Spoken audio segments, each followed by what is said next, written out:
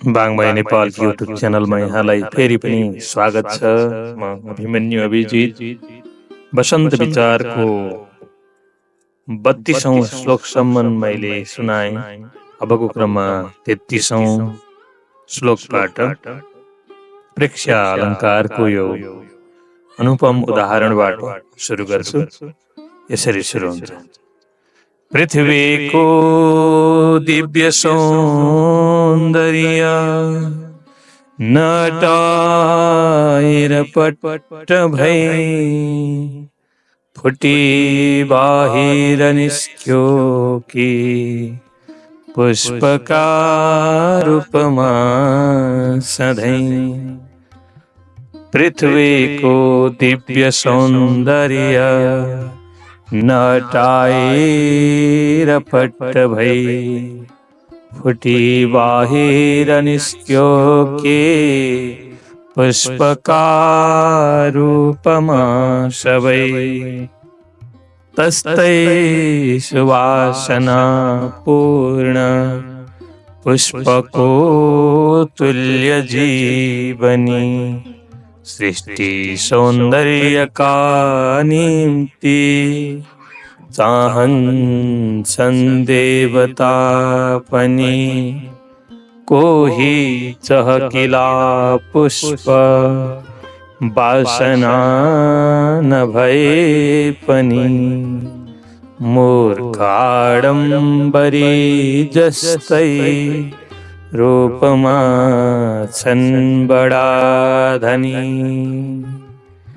बगैँचा सब देखिन्छ हजारौं फूलले गरे। बसन्तको बुटे तन्ना कैसेको बैठकै सरे। कलिला पालुवा माथि बिछ्याएर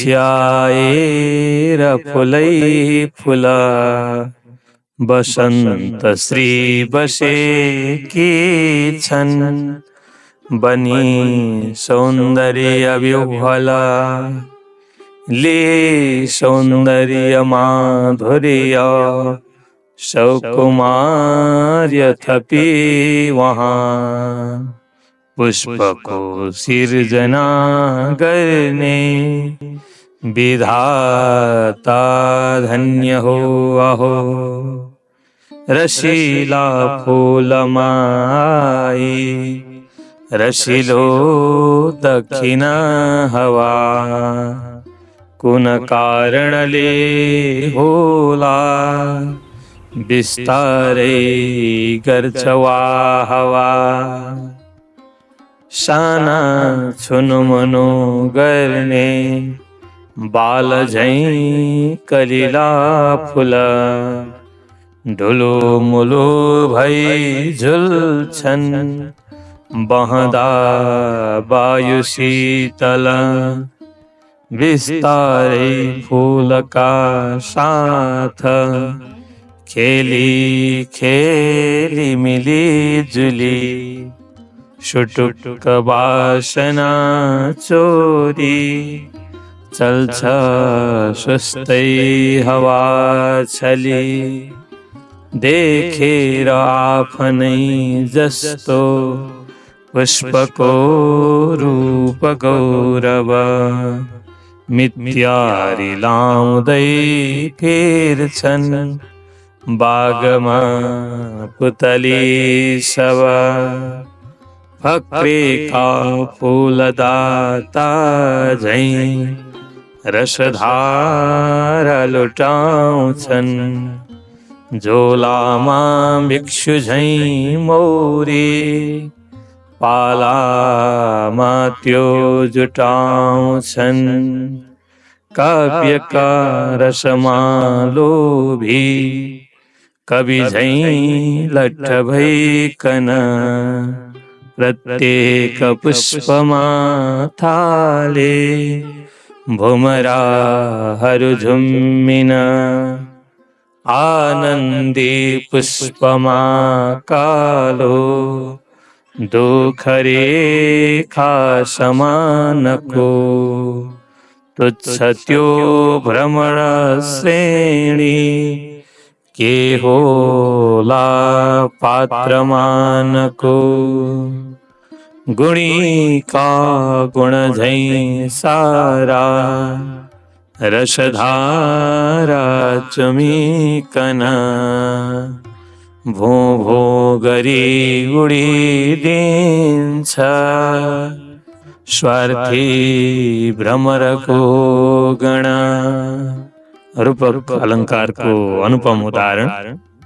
रसवेतन कालो भी यदवा भ्रमर शिक्षक आपनो जीविका गर्छन् पढ़ाई पुष्प बालक हाँसी मुसुक बिस्तारे शिर हल्लाउँछन् फुला भुमराको हे हुन्ना के होला कुनको भुला गुलाफको लगाएर विधिले लाल मोहर दिएको हो कि वा बाग भृङ्गकै भोग खातिर भृङ्गले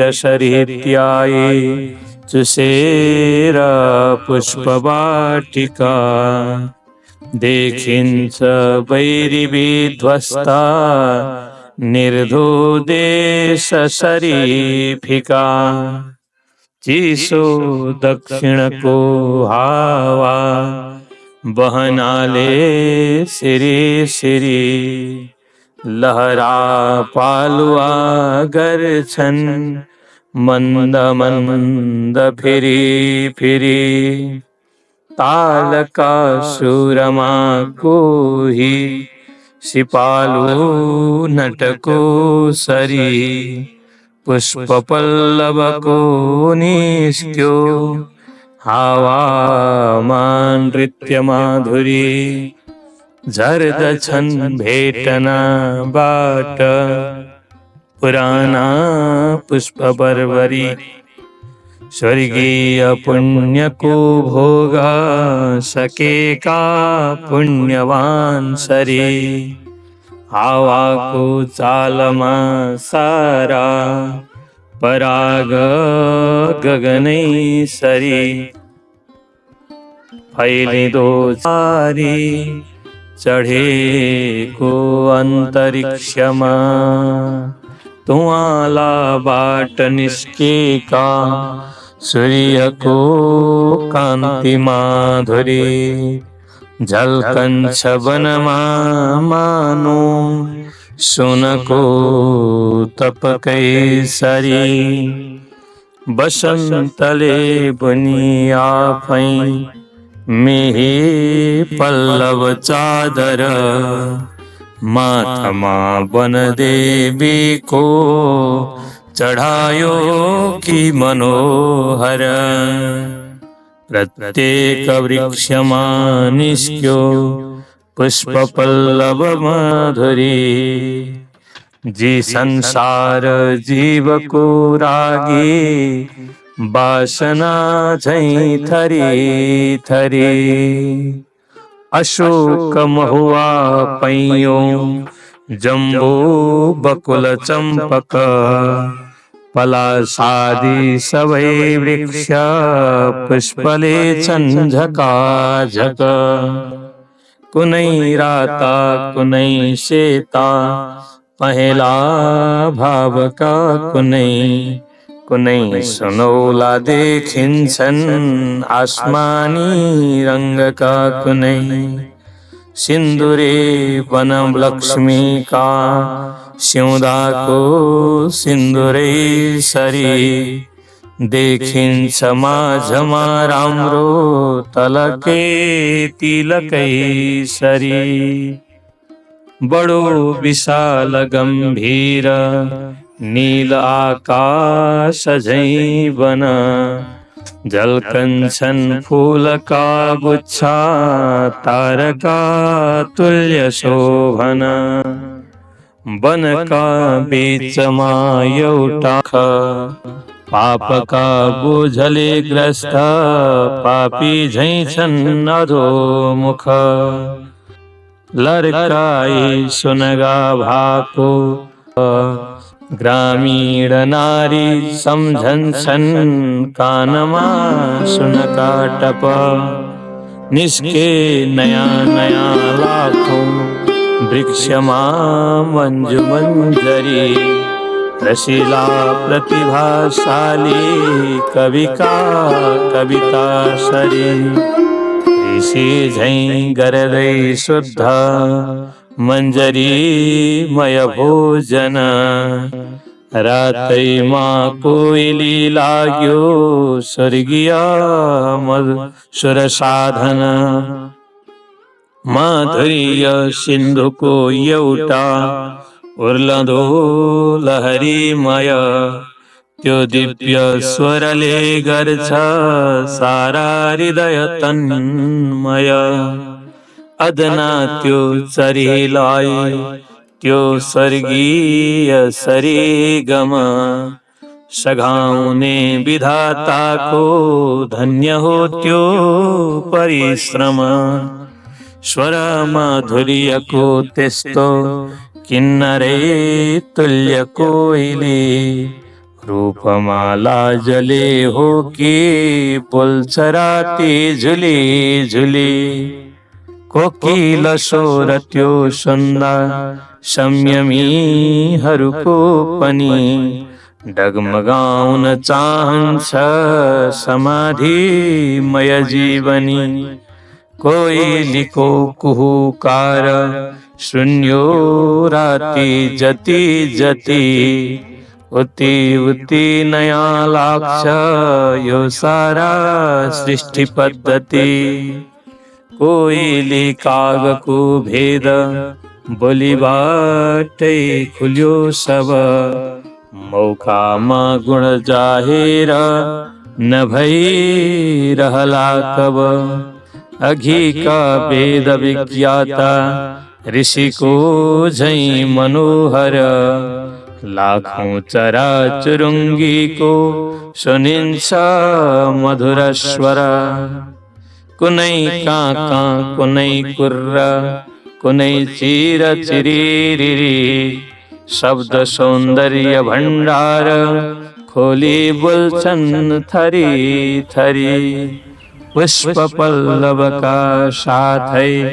पक्षीको मोद मङ्गल जुटनाले खुलेको छ नन्दनै तुल्य जङ्गल जुरेली मुनिया मैना श्यामा पट्टु चिभे चरी धोबिनी सब देखिन्छन् उडने रागिनी सरी मोहिनी तिनको बोली मोहिनी भावभङ्गी छ अङ्ग अङ्ग विषे भिन्नै मोहिनी रङ्गी चङ्गी छ त्यो दिव्य रङ्गमा त्यस्तो रङ्ग भई ती चरी सब मनाउँछन् गला खोली स्वर्गीय कुन उत्सव गन्धर्व जातिका यदुवा यदुवा किन्नर जातिको दिव्य गाना सिकेका छन् तिनले भाँति भाँतिको त्यो चरीका चुचाबाट निस्केको शब्द माधुरी उही यथार्थ सम्झन्छ जुन होला उही चरी बोलने उडने लाखौं खिलौना काखमा धरी पालुवामा बसन्त श्री खेल खेल्छिन् थरी थरी हेर्दा बसन्त लक्ष्मीको त्यस्तो त्यो मोहिनी छवि हृदयाकाशमा दोस्रै निष्किंसन प्रेम कारवी प्रत्येक वृक्षमा पक्षी आनंदी गान गाउँछन्। त्यो सुन्दर जंगली जन्तु सब भैमा रमाउँछन्। पवित्र प्रेम गंगामा गर्दै नित्य निमज्जन आले हरिणका झाँक हरिणी सित खेलन। पशु पक्षी लता वृक्ष सबैको भित्र लक्ष्यमा झल्किरहेछ आनन्दे प्रेम सौन्दर्य पूर्णिमा।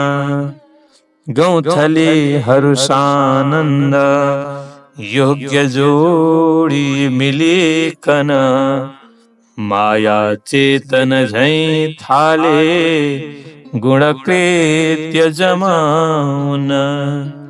पालुवा फूल झैं राम्रा हलुका कपडा कन पहिरी दुनिया लाग्यो बसन्तैको सखा हुन। कसैको अब जाँदैन बद्दा कन्था विषय मन कालानुगारी सारज्ञ कवि झैं छन् सबै जना। दबाई जेबमा चम्पा लागे रसिक घुमन सुगन्धका कुनै साक्षात् मूर्ति जस्ता बनिकन। वियोगी पान्थका आगे रसिलो ऋतुनायक भयो भारतका लेखा कलि झैं दुखदायक। कर्याङ कुरुङको पंक्ति एकतामा जमिकन सभ्य संसार झैं थाल्यो उत्तरोत्तर लम्कन। त्यो मानु मधुलक्ष्मीका माथको भृङ्ग गुञ्जित नील पंकजमाला झैं देखिन्छ क्षणलम्बित। बेसी हिउँदमा झर्छ वर्षामा लेख पस्तछ पहाडी अग्रस्थी झैं क्रौञ्चको श्रेणी बस्तछ। गाम बेसी गरी लम्बा बिचराती चरा सब जीवन क्रमको शिक्षा स्पष्ट दिन्छन् सगौरव। तगाडमा खडा फेरि भयो कमलको बन भित्री बीज छँदासम्म मासिन्थ्यो र कुरा कुना। नागले ऋतु सौन्दर्य हेर्नलाई उँभोतिर पानीबाट निकाले कि पद्मका रूपमा शिर। लक्ष्मीको बास त्यो खास देखि कमल पुष्पित भुन्न भुन्न गरी हरदम घुम्न थाले मधुव्रत। हिलैमा भ्यागुतो बस्छ हिलैमा कमल स्थिति स्थानले मात्र के गर्नु भिन्नै छ गुणको गति। संसार नाट्यशालाका छ पर्दा मध्य वास्तव ज्यादा वसन्त पर्दामा खुसी छ जगतै सब। बहुत कम हुनाले काव्यको भङ्गी भाव अलिकति मलिनै भो यो वसन्त प्रभाव। भनिकन पहिले नै केही संकोच साथ बुध जनसँग बिन्ती गर्छ यो लेखनाथ।